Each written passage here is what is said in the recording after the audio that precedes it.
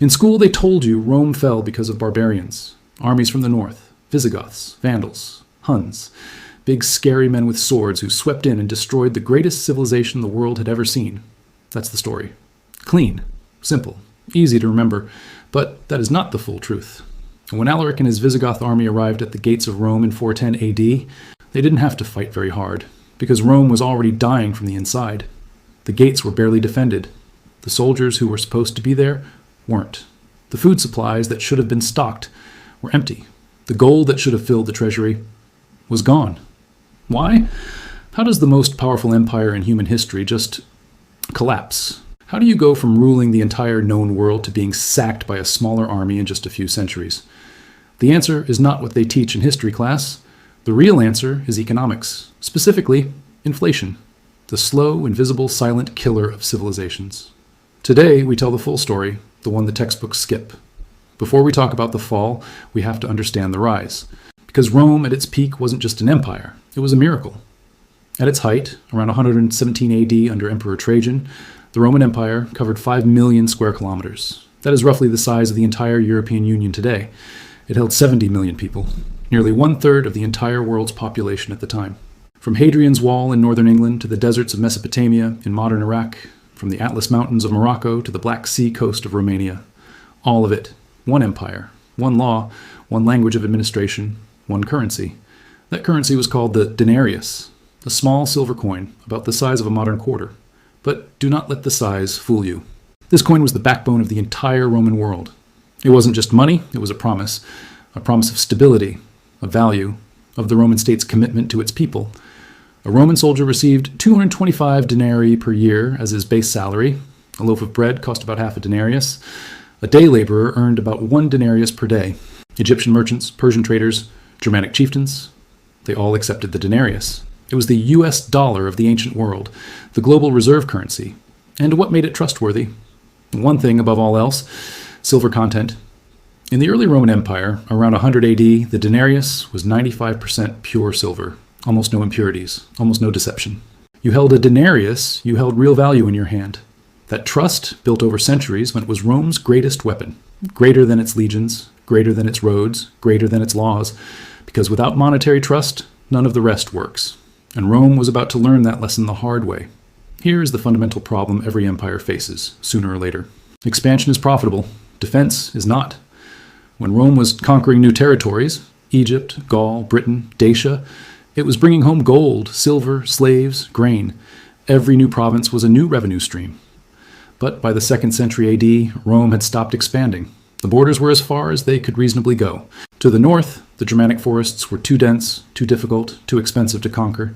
To the east, the Parthian and later Sassanid Persian Empire was a match for Rome militarily, so Rome stopped gaining new territory, new gold stopped flowing in, but the threats did not stop. Germanic tribes, the Goths, the Vandals, the Alemanni, kept pressing on the northern borders. The Persian Empire kept fighting on the eastern frontier. Internal rebellions and civil wars kept erupting inside the empire itself. All of this required soldiers, generals, weapons, food, logistics. All of this required denarii. Let's put a number on this. One Roman legion consisted of approximately 5,000 to 6,000 soldiers. At Rome's military peak, there were around 30 active legions, plus auxiliary forces. That's roughly 400,000 to 500,000 professional soldiers on payroll at any given time. Every single one of them needed salary, food, armor, weapons, medical care, and eventually a pension. The Roman military budget was the largest single expense in the entire empire. And tax revenue was limited, fixed, slow to grow.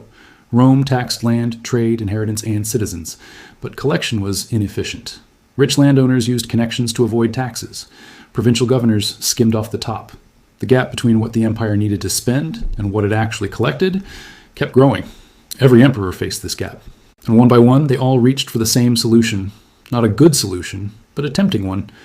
A solution that felt painless in the short term and was catastrophic in the long term. Imagine you are the emperor of Rome.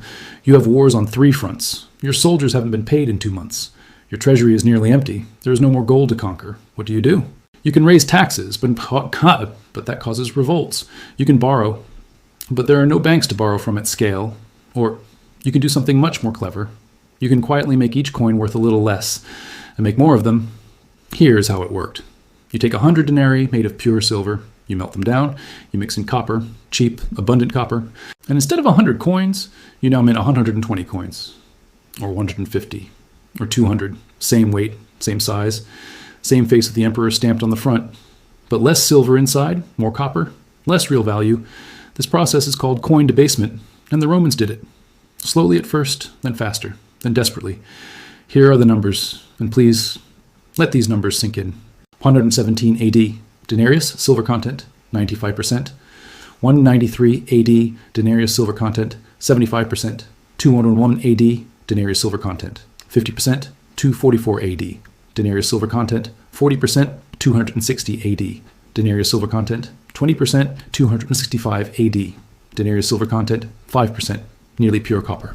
In 150 years, the Roman coin went from 95% silver to 5% silver. That is a 95% destruction of the currency's real value. Done coin by coin, emperor by emperor, crisis by crisis. Now, who was doing this? It wasn't one evil emperor who decided to destroy Rome. It was a systemic, almost rational response to constant crisis. Emperor Septimius Severus, who ruled from 193 to 211 AD, famously told his sons on his deathbed, "Enrich the soldiers, ignore everyone else." He understood that military loyalty was bought with coin, and if the coin had to be debased to keep producing it, so be it. Emperor Caracalla in 215 AD introduced a new coin called the Antoninianus, officially worth 2 denarii, but only containing silver worth 1.5 denarii. Instant inflation by imperial decree. And the people? Did they notice? Oh, the market always notices. There's a principle in economics called Gresham's law. Stated simply, bad money drives out good money. When two forms of currency circulate, one good, one debased, people always spend the bad one and hoard the good one. Roman citizens started hiding their old, high silver coins. They buried them in jars under their floors, in their gardens, in the walls of their homes. They spent only the new debased coins in the marketplace. Archaeologists today still unearth these hoards. Hundreds, sometimes thousands of pure silver Roman coins hidden away by ordinary people. People were hiding real money from their own government.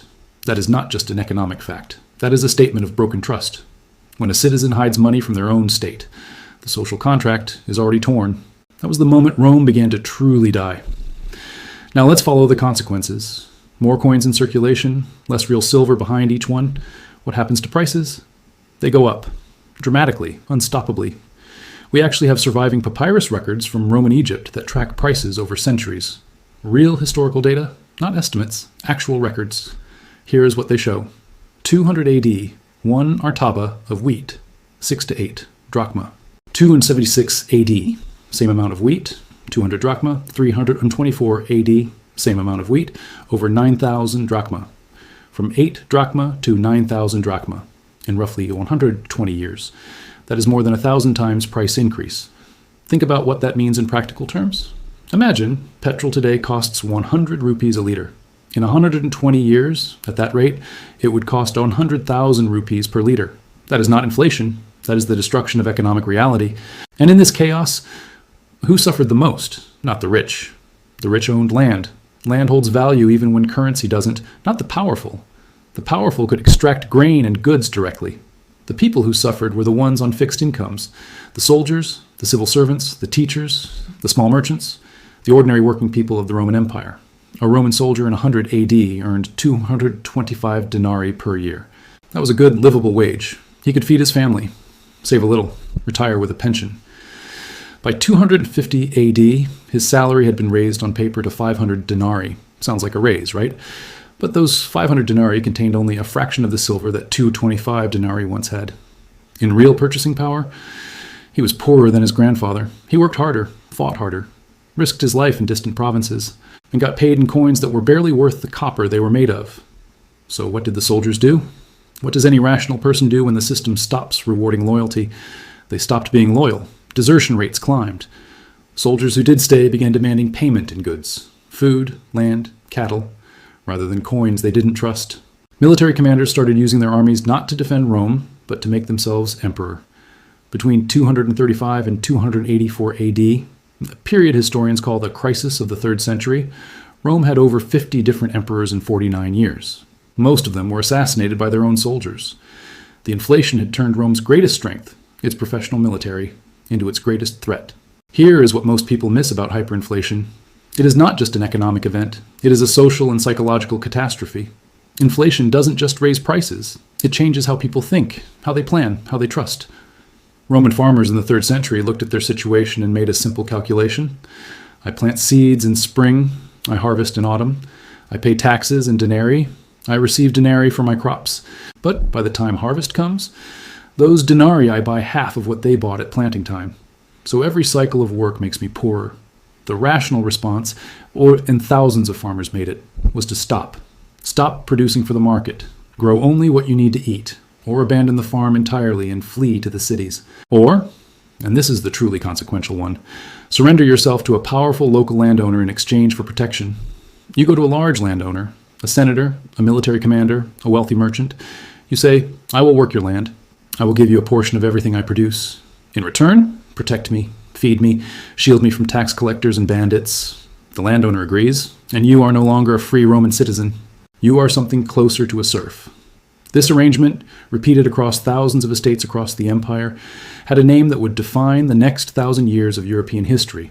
Feudalism, the great medieval system of lords and peasants, castles and serfs. It didn't begin in the Middle Ages. It began in the economic wreckage of late Roman inflation. Meanwhile, cities were emptying.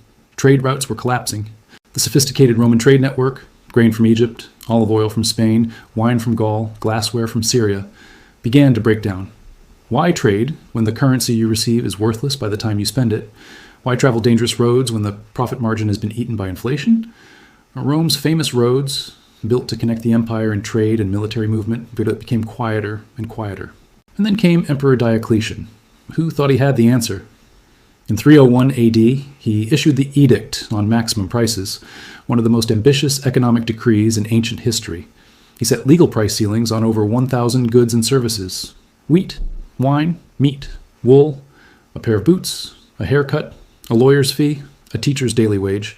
Everything had a maximum legal price. And the penalty for charging above that price? Death. It did not work. Merchants simply stopped bringing goods to market rather than sell at a loss. Farmers hid their harvests rather than be forced to sell cheap. Black markets exploded everywhere. Shortages became catastrophic. Diocletian's own officials couldn't enforce it. There were too many transactions, too much territory, too little trust. The edict quietly collapsed within a few years. You cannot command economics by law. Price controls have failed every single time in history they have been tried. Rome tried it. The Soviet Union tried it. Venezuela tried it. The outcome is always the same. So let's return to 410 AD, the Visigoths at the gates of Rome. Now you understand what Alaric was really walking into. He wasn't conquering a mighty empire at the height of its power. He was walking through the ruins of an empire that had already destroyed itself, from the inside, over 2 centuries. The army was hollowed out, because soldiers had been paid in debased coins for generations, and loyalty had evaporated. The food supply was unreliable, because farmers had abandoned their land or retreated into feudal arrangements. The trade network was broken, because no one trusted the currency enough to conduct long-distance commerce. The government was paralyzed, because inflation had made long-term planning impossible. The citizens were exhausted, because decades of economic chaos had destroyed their faith in Roman institutions. The barbarians didn't bring Rome down. Rome had already fallen. The barbarians just walked through the door. Now, let's talk about why this matters today. Because you might be thinking, that was 700 years ago. Different world, different technology, different everything, but the mechanism is identical. In 2020, in response to the COVID-19 pandemic, the United States Federal Reserve expanded its balance sheet by over $3 trillion in a matter of months. The total U.S. money supply grew by nearly 40% in 2 years. By 2022, U.S. inflation hit 9.1%, the highest level in 40 years. Ordinary Americans watched their savings buy less and less. Rent became unaffordable. Groceries became a budget decision. The Federal Reserve then had to raise interest rates at the fastest pace in decades to try to fight the inflation it had helped create. In Turkey, the government printed money to fund government spending. Inflation reached 85% in 2022. In Argentina, a country that has defaulted on its debt 9 times, inflation exceeded 200% in 2024. In Venezuela, hyperinflation was so severe that people were using banknotes as napkins because they were worth less than the paper itself. Different countries, different centuries. Same story, different emperors, same debased coins. The mechanism never changes. Government needs more money than it has. It creates more money, either by debasing coins or printing currency, or today, by central bank asset purchases. More money chases the same amount of goods. Prices rise, savings shrink, trust erodes. The people who suffer most are always the same. The ordinary workers, the savers, the ones on fixed incomes. The wealthy protect themselves. They buy land, gold, hard assets, things that hold value. The poor and the middle class hold currency. And currency, when debased, destroys them. Rome didn't fall because Romans became weak or lazy or immoral. Rome fell because its rulers made a series of short-term financial decisions that felt reasonable in the moment and were catastrophic over time. Each emperor who debased the coin thought just a little, just this once, just to get through this crisis. And just this once, repeated 50 times, destroyed a civilization. History doesn't repeat itself exactly, but it follows patterns. Deep, stubborn human patterns. The pattern of leaders who spend more than they have. The pattern of currencies quietly losing their value. The pattern of ordinary people bearing the cost of decisions made at the top. These patterns don't care about the century. They don't care about the technology. They don't care about the country. Rome had silver coins and stone roads. We have digital currencies and the internet. But the question is the same. When those in power need more money than they have, what will they do? And more importantly, what will it cost the rest of us? The next time someone tells you, just print a little more, it'll be fine. It's different this time. Remember the Denarius. Remember the farmers who buried their silver. Remember that Rome thought it was different too.